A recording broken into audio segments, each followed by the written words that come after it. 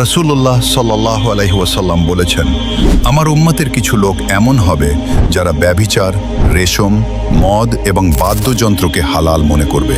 এই হাদিসে রাসূলুল্লাহ সাল্লাল্লাহু আলাইহি ওয়াসাল্লাম ভবিষ্যতের একটি ভয়াবহ অবস্থার কথা বলেছেন।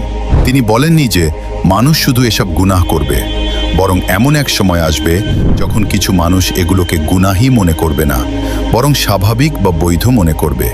আজ আমরা দেখতে পাই অনেক মানুষ ব্যভিচারকে আধুনিকতা, মদকে বিনোদন এবং হারাম কাজকে ব্যক্তিগত স্বাধীনতা বলে প্রচার করে। গুনাহ করা যেমন বিপজ্জনক, তার চেয়েও ভয়ঙ্কর হলো গুনাহকে হালাল বা বৈধ মনে করা। শয়তানের সবচেয়ে বড় সফলতা তখনই হয় যখন মানুষ গুনাহ করে এবং মনে করে সে কোনো ভুলই করছে না।